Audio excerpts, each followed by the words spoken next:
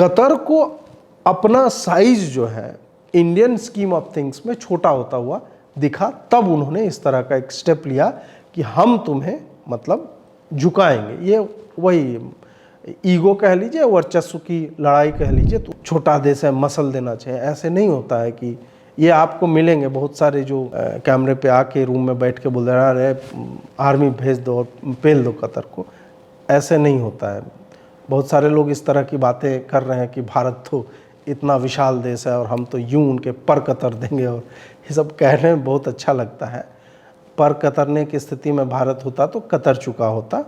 भारत को इसमें बहुत अधिक अभी मतलब बहुत ही कठिन समय है। तुर्की से भी कहा जा रहा है कि बातचीत भारत की चल रही है, क्योंकि तुर्की के संबंध जो है शेख तमीम जो कतर का शेख है उससे बहुत अच्छे हैं। भारत कतर संबंध बहुत अच्छे रहे हैं पिछले कुछ समय में। $15 बिलियन का आपस में ट्रेड होता है। उनके टॉप 3 इंपोर्ट्स में मतलब न्यू दिल्ली आता है कतर के। 42% ऑफ LNG जो है इंडिया कतर से ही खरीदता है। 2015 में भारत ने कतर के साथ प्रिजनर एक्सचेंज टाइप का भी एक समझौता किया हुआ है कि भारत का अगर कोई अपराधी उधर फंसता है कतर में और कतर के लोग यहाँ फंसते हैं तो जो है वो स्वैपिंग हो सकती है। कतर में लगभग 1/4 जनसंख्या भारतीय लोगों की है। 7 लाख से 8 लाख वर्कर्स हैं जो काम करते हैं वहाँ पे। अगर वो निकल जाएंगे तो कतर एक तरह से ठप पड़ सकता है। ये सब चीज़ जो है पाकिस्तानियों को बहुत चुभता है। जो नौकरी वो करते थे या कर सकते थे उसमें अभी नहीं दिख रहा है कि ये तो भारतीय लोग यहाँ पे सेंधमारी कर रहे हैं, भारतीय लोग वहाँ घुसे हुए हैं और उनको और किसी तरीके से निकाला नहीं जा रहा है। तो पाकिस्तान का यहाँ पे एंगल क्या है, ISI चाह रहा है कि इनके नेवी के ऑफिसर्स को या जो भी डिफेंस से जुड़े लोग हैं उनको कह दो कि ये तो यहाँ पे आके भैया ये जासूसी ही करते हैं। इंडिया को ही ब्लैकलिस्ट करवाओ कि इंडियंस जो है वो भरोसे के लायक नहीं होते हैं। दोस्तों, आगे बढ़ने से पहले मैं चाहूँगा कि यदि आप हमारा सहयोग करना चाहते हैं तो स्क्रीन पे जो QR कोड है उसके माध्यम से आप स्कैन करके हमारा सहयोग कर सकते हैं, और भी नंबर्स जो फ्लैश हो रहे हैं उसके माध्यम से आप हमारा सहयोग कर सकते हैं। आइए आरंभ करते हैं। नमस्कार दोस्तों, आप सबने कतर वाला मामला सुना होगा जिसमें 8 इंडियन एक्स नेवी ऑफिशियल्स को जो अफसर्स थे उन पर इजराइल के लिए कतर की एक कंपनी के माध्यम से इटालियन सबमरीन जो I2 करके है उसकी खरीद होने वाली थी, उसकी जानकारी इजराइल को देने के मामले में उनको मृत्युदंड दिया गया है। और ये लोग अगस्त 2022 से वहाँ की जेल में थे। निचली अदालत ने कोई उस तरह का साक्ष्य अभी तक प्रस्तुत नहीं किया है, फिर भी इसमें कहा जा रहा है कि पाकिस्तान के ISI का बहुत बड़ा हाथ है कि कतर वाले उनकी बात सुने और ये कहें कि इजराइल को जो है ये पास किया जा रहा है। हम इसी पे आज चर्चा करने जा रहे हैं कि कैसे पाकिस्तान का इसमें हाथ है और कतर के बिजनेस इंटरेस्ट जो कंपनी है जो एक्चुअल में डील कर रही थी और कतर में जो डिफेंस डील करती हुई कई कंपनियां होती हैं उनकी आपसी राइवलरी का इसमें क्या हाथ है। भारत डिप्लोमेटिक स्तर पे क्या कर रहा है, क्या वो तुर्की की मदद लेगा, क्योंकि तुर्की की कतर के शेख के साथ जो है अच्छे संबंध बताए जाते हैं। अमेरिका की मदद लेगा या फिर प्राइम मिनिस्टर मोदी अपने व्यक्तिगत संबंध जो कतर के शेख के साथ उनके हैं उनको यूज करेंगे, क्योंकि ये इलेक्शन का ईयर है और ऑलरेडी विपक्ष जो है सरकार पे प्रेशर बनाना आरंभ कर चुकी है। और ऐसे विषय जो होते हैं अत्यधिक भावनात्मक विषय होते हैं जिसमें हमें लगता है हाँ यार भारत अपने आप को ये कहता है, मोदी जी तो यात्रा पे निकलते हैं, उनको फलाने ने जो है अपना सबसे बड़ा नागरिक पुरस्कार से नवाजा है, ये सब करते हैं, और फिर भी हम कतर जैसे देश में जहां 8 लाख भारतीय हैं, 1/4 जनसंख्या है, हम क्यों नहीं रिलीज करवा पा रहे हैं। हम सब के भीतर वो एंगस्ट और वो क्रोध जो है वो पनपता रहता है। इन्हीं पर हम 4-5 मुख्य बिंदुओं में चर्चा करेंगे कि कतर में एक्चुअल में हुआ क्या है, पाकिस्तान का कनेक्शन क्या है, क्या सही में जासूसी की जा रही थी, और भारत में इसका राजनीतिक असर मोदी पर चुनावी वर्ष में क्या पड़ सकता है। सबसे पहले जिन्हें पता नहीं है कि एक्चुअल में हुआ क्या है, अगस्त 2022 में कतर में 8 एक्स नेवी ऑफिसर्स जो है वो पकड़े जाते हैं, क्यों पकड़े जाते हैं? वहाँ एक ओमान की कंपनी है जो वहाँ पे काम कर रही थी। और काम क्या कर रही थी? कतर एक नेवल बेस बनाना चाह रहा है अपना, और उस नेवल बेस के लिए उन्हें सबमरीन्स चाहिए, पनडुब्बी। ये पनडुब्बी ये इटली से ख़रीद रहे हैं, U2I2 नाम का है। और ये जिस कंपनी से ये डील हो रही थी, उस इटालियन कंपनी और कतर में जो कंपनी जिसमें 8 हमारे, उसमें एक्चुअल में 75 लोग काम कर रहे थे इंडियन संभवतः, और उसमें 8 जो है नेवी ऑफिसर्स थे। तो उस कंपनी के बीच जो डील्स हो रही थी, तो आरोप ये लगा कि भारतीय नेवी ऑफिसर्स जो है ये गुप्त सूचनाएं इस डील के बारे में इजराइल को भेज रहे हैं। इजराइल कतर का लंबे समय से जो है दुश्मन रहा है। हालांकि मिडिल ईस्ट और इजराइल के बीच कुछ संधियां जो है पिछले कुछ वर्षों में ट्रंप ने करवाई थी, और उसके संबंध जो है अच्छे हो रहे थे। हालांकि अब जो है सऊदी ने उसे सस्पेंड कर दिया, फिर भी कतर ट्रेडिशनली जो है मुस्लिम ब्रदरहुड का सपोर्टर रहा है, हिजबुल्लाह का सपोर्टर रहा है, फ़िलिस्तीन का सपोर्टर रहा है, और इजराइल का सॉर्न एनिमी रहा है। तो उनको जब ये इन्फॉर्मेशन फीड की गई, तब उन्होंने अगस्त 2022 में पकड़ लिया, और एक महीने तक भारतीय दूतावास को इसकी जानकारी तक नहीं थी कि उसके 8 नेवी ऑफिसर्स को पकड़ लिया गया है। बाद में फिर उनको एक्सेस मिलता है। अब उन्हें जो है मृत्युदंड दिया गया है। अब मृत्युदंड एक वहाँ की निचली अदालत ने दिया, ऐसा नहीं है कि मतलब फाइनल जो है सारे अपील समाप्त हो गए और वहाँ पे दिया गया है। भारत जो है लगातार राजनीतिक स्तर पे लगा हुआ है।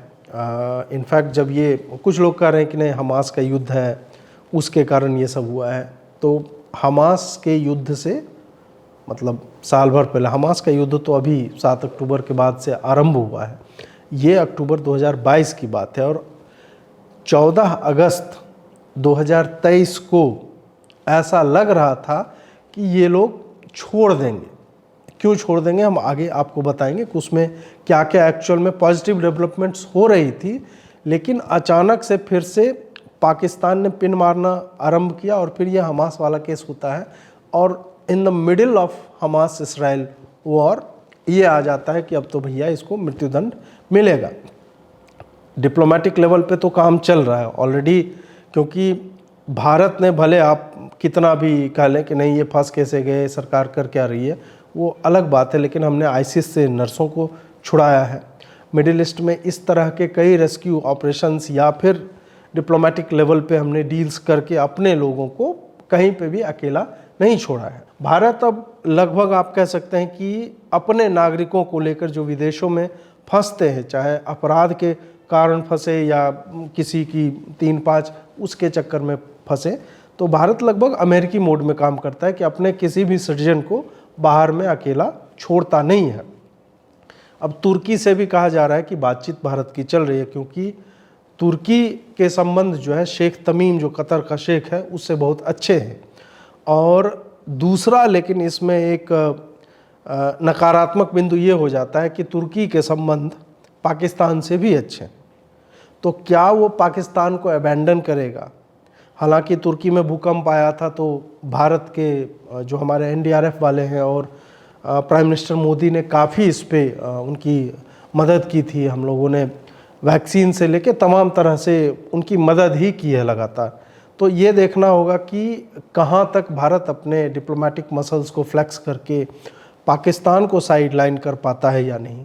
दूसरा एक और तरीका है, US के संबंध जो है वो कतर से बहुत अच्छे हैं। कतर ने बिलियंस ऑफ डॉलर्स जो है US में इन्वेस्ट किया हुआ है, लॉबिंग में लगाए हुए हैं, ताकि उनके संबंध जो है US से फेवरेबल रहे। ये आपको अभी हमास वाले युद्ध में भी दिखता है कि हमास का एक डी फैक्टो ऑफिस जो है वहीं वो कतर में ही उसके सारे बड़े बड़े नेता रहते हैं दोहा में। लेकिन अमेरिका ने अभी तक कतर के ऊपर कोई उंगली नहीं उठाई है। तो भारत लगा हुआ है कि वो US के थ्रू या तुर्की के माध्यम से कतर के शेख को जो है वो उनको पटाए और फिर ये हमारी मतलब नेवी ऑफिसर्स जो है निकल के बाहर आए। भारत कतर संबंध बहुत अच्छे रहे पिछले कुछ समय में। बीच में एक आया था, उसने बयान दे दिया था नुपुर शर्मा वाले केस पे, यदि आपको याद होगा। बट मोर और लेस भारत के संबंध जो है $15 बिलियन का आपस में ट्रेड होता है। उनके टॉप 3 इंपोर्ट्स में मतलब न्यू दिल्ली आता है कतर के। 42% ऑफ LNG जो है इंडिया कतर से ही ख़रीदता है। ये सारा चीज़ हो रहा है, लेकिन अभी क्या हो गया है कि भारत जब से सऊदी से या UAE से इससे नज़दीकियाँ बढ़ा रहा है और वहाँ इन्वेस्टमेंट डील्स जो है साइन कर रहा है, तो इससे कतर को समस्या होने लगी कि उसका बिजनेस एक तरह से घटेगा। तो ऐसे में भी बहुत छोटी छोटी चीज़ें जो है जियोपॉलिटिक्स में आपको या इंटरनेशनल रिलेशंस में देखने को मिलेंगी, जो इस तरह के डिसीजंस को, या जब डिप्लोमेटिक कुछ राव हो जाता है तो वहाँ पे ये सब छोटा छोटा वो चुभते हुए पिन की तरह की ऐसे ऐसे वो छोटे छोटे मिलके इतने विशाल रूप ले लेते हैं कि फिर ईगो पे एक तरह से बात आ जाती है। एक और बात इसमें मैं पढ़ रहा था, तो उसमें 2015 में भारत ने कतर के साथ प्रिजनर एक्सचेंज टाइप का भी एक समझौता किया हुआ है कि भारत का अगर कोई अपराधी उधर फंसता है कतर में और कतर के लोग यहाँ फंसते हैं तो जो है वो स्वैपिंग हो सकती है।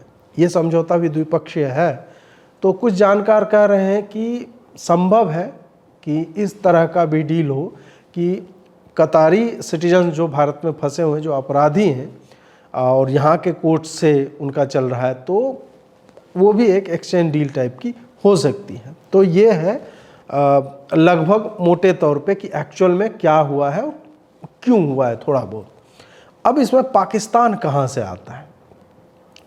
पाकिस्तान जो है यहाँ आता है कि कतर में लगभग 1/4 जनसंख्या भारतीय लोगों की है। 7 लाख से 8 लाख कामगार लोग, ऐसा नहीं कि वहाँ पे फैमिलीज और ये सब, नहीं, वर्कर्स हैं जो काम करते हैं वहाँ पे। अगर वो निकल जाएंगे तो कतर एक तरह से ठप पड़ सकता है। ये भी है। जब भारत के लोग, और ये पिछले कुछ समय में बढ़े हैं, ट्रेडिशनली भी कतर के साथ हमारा संबंध अच्छा रहा है, मतलब वहाँ पे काम करने के लिए लोग जाते हैं और इंडियन टैलेंट को पूरे मिडिल ईस्ट में बहुत ही पॉजिटिवली देखा जाता है। वहीं आप पाकिस्तानी हैं, बांग्लादेशी हैं, तो उनको जो है बहुत अलग तरह से ट्रीट किया जाता है, उनको संदिग्ध निगाहों से देखा जाता है। अब यहाँ पे क्या होता है कि कतर की नज़दीकियाँ जब पाकिस्तान से और ये सब से बढ़ती है, तो फिर पाकिस्तान को लगता है कि हम यहाँ पे ये जो इतना बड़ा मार्केट है कतर, जहाँ पे हम भी घुस सकते हैं, हमारे लोग भी आ सकते हैं और वापस रेमिटेंसेज भेजेंगे तो हमारी भी आर्थिक स्थिति सुधरेगी। यहाँ पे भारत क्यों है एक मुसलमान राष्ट्र में, वो वाला एंगल ये लेके आता है। पाकिस्तान को कतर जो है भीख देता है। जैसे उन्होंने 2019 में $3 बिलियन एक पैकेज दिया था उनको, और आजकल तो आप देख ही रहे हैं कि कभी $1 बिलियन के लिए पाकिस्तान तरसता है कि मिडिल ईस्ट के लोग उसे दे दें। और वहीं इसके उलट भारत में कतर का जो सॉवरेन फंड है वो यहाँ पे निवेश कर रहा है। कई सारे प्रोजेक्ट कतर के भारत में चल रहे हैं, और बाकी मैंने आपको बिजनेस के बारे में बताया है कि $15 बिलियन का इनका बिजनेस है। तो ये सब चीज़ जो है पाकिस्तानियों को बहुत चुभता है। जो नौकरी वो करते थे या कर सकते थे, उसमें अभी नहीं दिख रहा है कि ये तो भारतीय लोग यहाँ पे सेंधमारी कर रहे हैं, भारतीय लोग वहाँ घुसे हुए हैं और उनको और किसी तरीके से निकाला नहीं जा रहा है। तो पाकिस्तान का यहाँ पे एंगल क्या है, ISI चाह रहा है कि पहले तो इंडिया का जो ट्रस्ट फैक्टर है पूरे मिडिल ईस्ट में, उसको 2 लेवल से ये टारगेट कर रहे थे। एक कि इनके नेवी के ऑफिसर्स को या जो भी डिफेंस से जुड़े लोग हैं उनको कह दो कि ये तो यहाँ पे आके भैया ये जासूसी ही करते हैं, तो भारत के एक्स नेवी ऑफिसर्स जो आर्मी ऑफिसर्स हैं इनको तो कहीं जॉब मिले नहीं। और दूसरा ये था कि इंडिया को ही ब्लैकलिस्ट करवा कि इंडियंस जो है वो भरोसे के लायक नहीं होते हैं।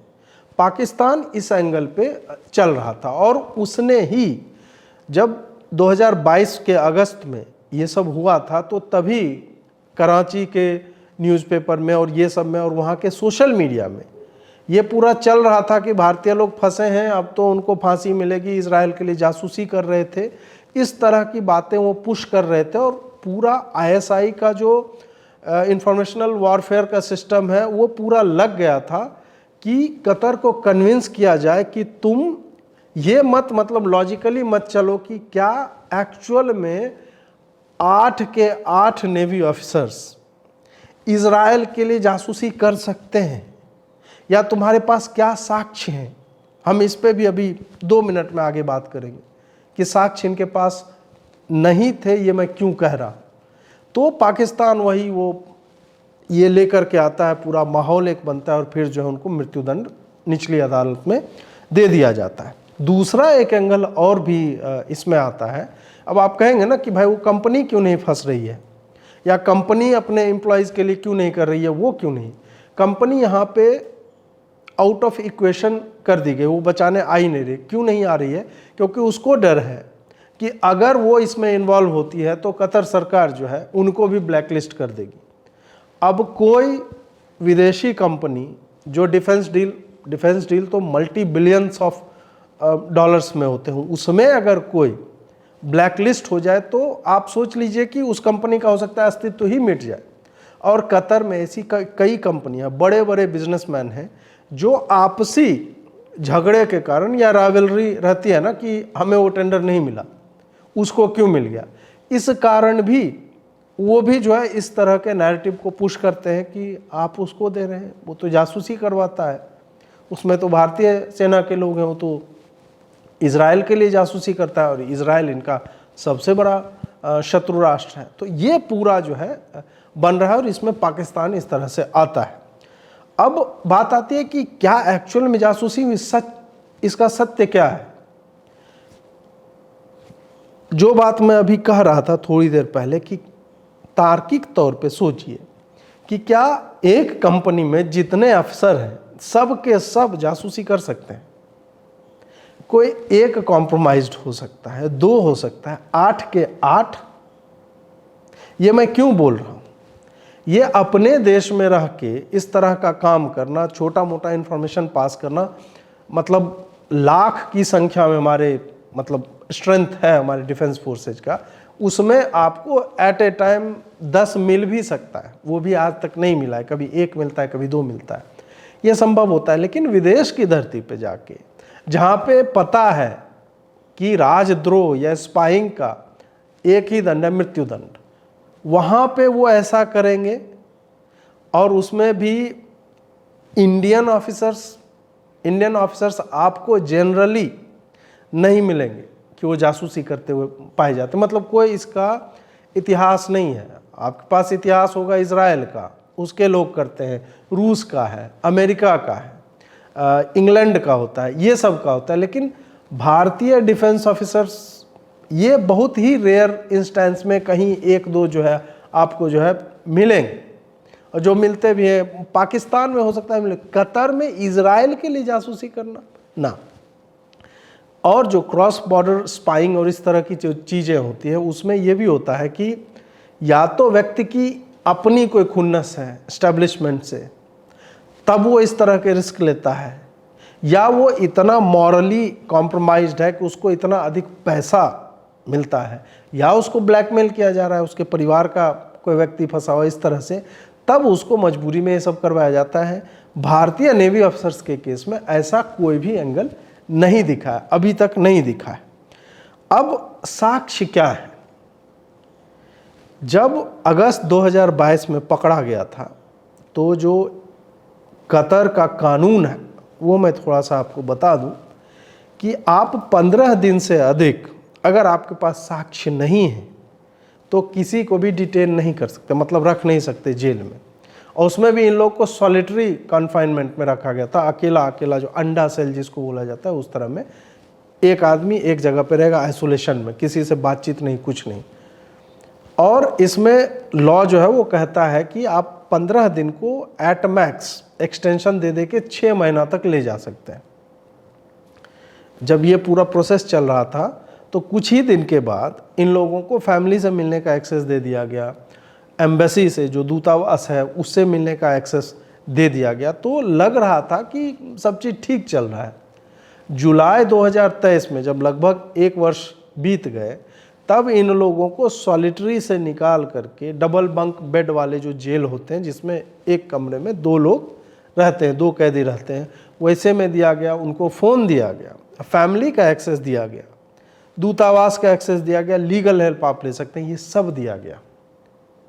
तो ये जब पॉजिटिवली सब कुछ चल रहा था अगस्त तक, फिर अचानक से ये क्यों होता है? अगस्त में भी फिर आप अगर थोड़ा सा रिसर्च करेंगे, उस वक्त फिर जो है पाकिस्तानी आईएसआई का एंगल आता है। उस वक्त भी अगस्त में पाकिस्तान के अखबारों में ये पूरा मुद्दा चल रहा था कि इन लोगों को मिलेगा, क्योंकि ये लोग आईएसआई वाले जो है वो पूरा प्रेशर डाले हुए थे कि नहीं, यही सत्य है कि ये लोग इजराइल के लिए जो है वो कर रहे थे, जासूसी कर रहे थे। अब अगर 6 महीने की जो मैंने बात की कि एक्सटेंशन करके 6 महीने, तो फिर आप पूछेंगे फिर 1 साल से, अब तो 1 साल से अधिक ही हो गया, इतने दिन क्यों है जेल में? तो उसमें क्या है कि सामरिक या राष्ट्रीय सुरक्षा का हवाला देते हुए प्राइम मिनिस्टर के इंटरवेंशन पे वो इनडेफिनेटली बढ़ाया जा सकता है कैद। तो यहाँ पे संभवतः अब प्राइम मिनिस्टर भी इसमें इन्वॉल्व है कतर के, और उनके अनुशंसा पे ये जो है बढ़ाया जा सकता है। और अब वो इनडेफिनेटली, मतलब कोई उसमें नहीं है कि 6 महीना 1 साल या जब तक आप करना चाहें तब तक, तो ऐसा कुछ अभी तक नहीं दिखता है कि वो रिलीज हो पाएंगे। मतलब लीगली उनके कंट्री के कानून के हिसाब से अभी तो बहुत मुश्किल लग रहा है, इसमें बहुत डिप्लोमेटिक टसल जो है वो होने हैं, उसके बाद कुछ आगे होता हुआ दिखेगा। अगस्त में फिर लग रहा था कि यार ये एक सकारात्मक वो हुई है कि इन लोगों को एक्सेस दिया गया, फ़ोन दिया गया, अब ये छूट जाएंगे। फिर क्या होता है कि हमास का वहाँ पे ऑफिस है और हमास वाले प्लान कर रहे थे ये सब, और ये संभव नहीं है कि कतर के अथॉरिटीज़ को नहीं पता हो कि हमास वाले ऐसा करना चाह रहे हैं।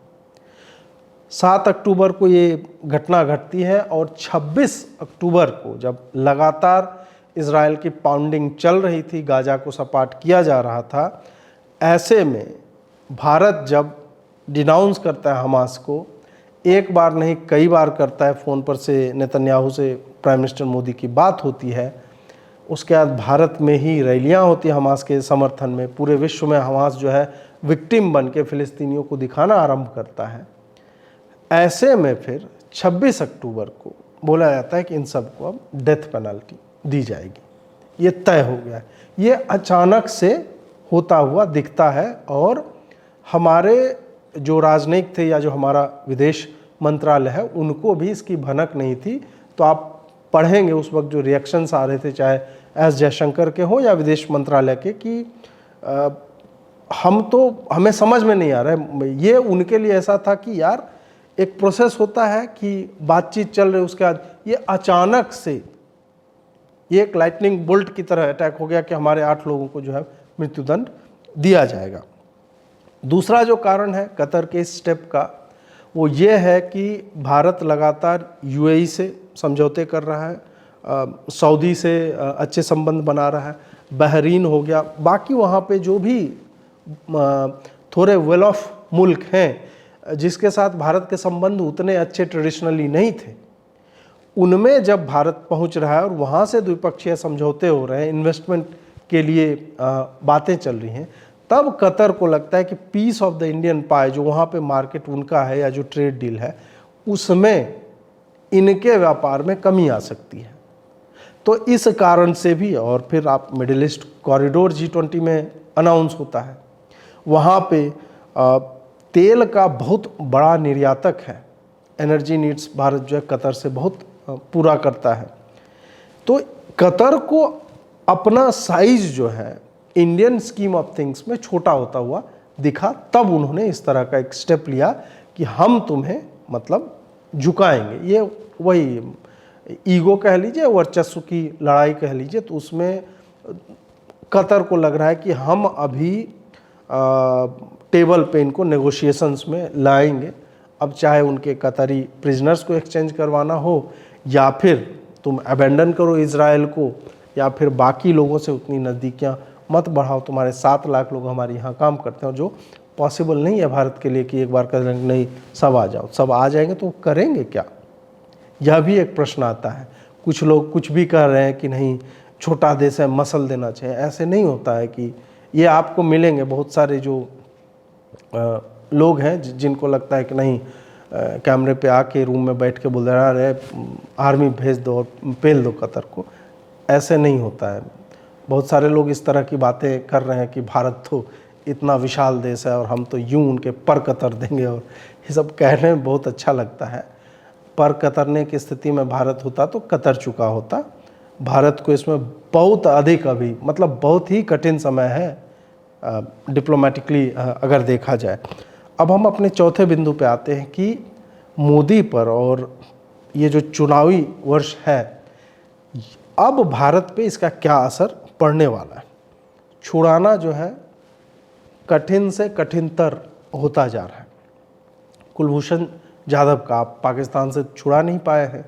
इंटरनेशनल कोर्ट ऑफ जस्टिस से लिया गया कि हाँ भाई मृत्युदंड इसको नहीं मिलना चाहिए, फैमिली का एक्सेस दो, ये सब बहुत अधिक लॉबिंग की, उसके बाद यहाँ तक पहुँचे। यहाँ 8 लोग हैं और कतर पाकिस्तान से अच्छी फाइनेंशियल कंडीशंस में है और वो बेटर पोजीशन में है आपसे नेगोशिएट करने का।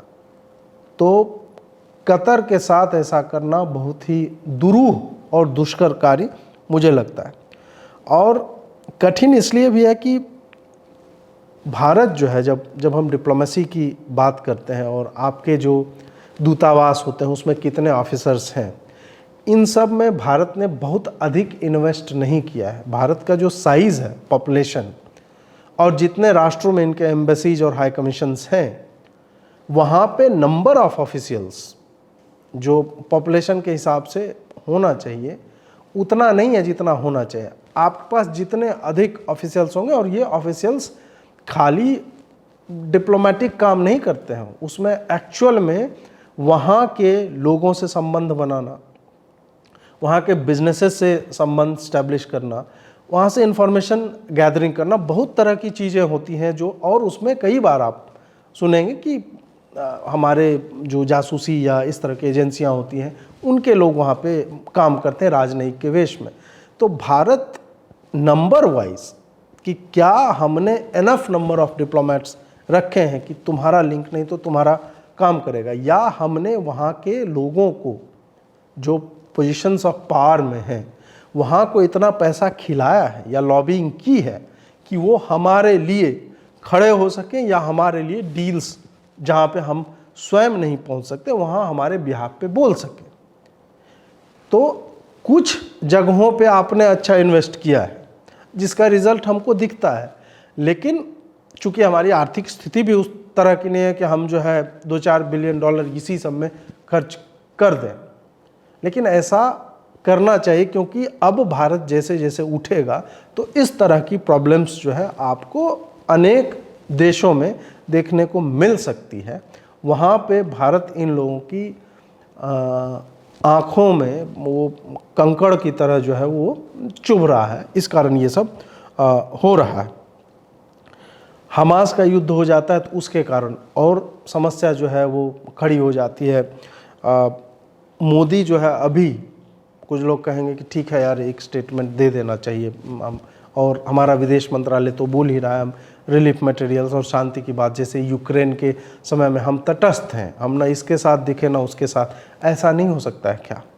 नहीं हो सकता, क्योंकि जैसे जैसे चुनाव नज़दीक आएंगे और नरेंद्र मोदी की छवि जो है उनके अपने समर्थकों के बीच 4.5 वर्षों में जिस तरह से, मतलब मैं कुछ बाउंड्री लाइन केसेस की बात कर रहा हूँ कि नहीं तुम कांग्रेस से भी अधिक प्रो मुस्लिम हो और तुम जो है उनके लिए पसमानदा प्रेम और तुष्टीकरण फलाना डिमका करते हो, यहाँ पे अगर वो फिलिस्तीन के साथ खड़े होते दिख जाते हैं तो उनको अपने समर्थकों के भारी रोष का सामना करना पड़ सकता है। ये भी एक कारण है कि भारत ये राह भी नहीं ले सकता है कि या तो न्यूट्रल हो जाए। नहीं, यहाँ पे है नरेंद्र मोदी के जो प्राथमिक एक तरह समर्थकों का जो समूह है वो एकदम इजराइल के समर्थन में है और बोल रहा है पेलो, इनको हमास को जो है लगातार पेलो और भारत तुम्हारे साथ है। तो यहाँ पे भारत के लोग और भारत की सत्तारूढ़ पार्टी जो है उसके नेता वो लगातार अलाइंड होने चाहिए इसराइल के साथ। तो इस कारण भी भारत की मुश्किलें जो है थोड़ी सी बढ़ती हुई दिख रही है। विपक्ष इस बात को ऑलरेडी हवा दे रहा है कि तुम हवाई जहाज़ पे उड़ते हो, यहाँ जाते हो, क्या हुआ मोदी जी? अपने 8,000 करोड़ के प्लेन में जाते थे, गले लगते थे, मित्र बनाते थे, क्यों नहीं कुछ कर पा रहे हैं? और ऐसा नहीं कि इन लोगों को नहीं पता है कि इनको छुड़ाना कितना दुष्कर कार्य है। एक अपने व्यक्ति को जिस पर जासूसी का, यार चोरी चकारी का हो, कुछ हो, इस तरह में तो ठीक है कि ठीक है भाई आप सजा दे दो या हम दे देंगे, हमें आप दे दीजिए। स्पाइंग का चार्ज जब लगता है और उसमें भी जब ग्लोबल इवेंट्स जो है, परिस्थितियां आपके विपरीत चली जाए, हमास वाला युद्ध जो है, तब आपके लिए बहुत ही राह जो है सामने की कठिन होती हुई दिखती है। चुनावी वर्ष में नरेंद्र मोदी के लिए ये एक समस्या है, लेकिन जिस तरह से रिकॉर्ड रहा है हमारी विदेश नीति का और हमारे विदेश मंत्रालय का, तो ये लग रहा है कि ये भले ही अभी इमीडिएटली ना छूटे, लेकिन उनको मृत्यु दंड तो मिलता हुआ नहीं दिखता है।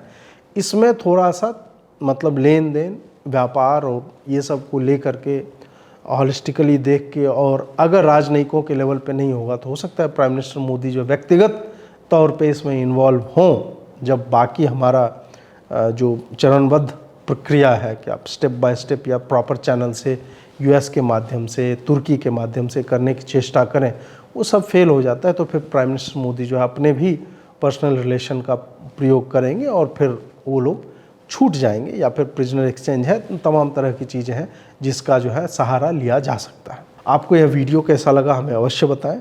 जुड़ने के लिए बहुत बहुत आभार। नमस्कार।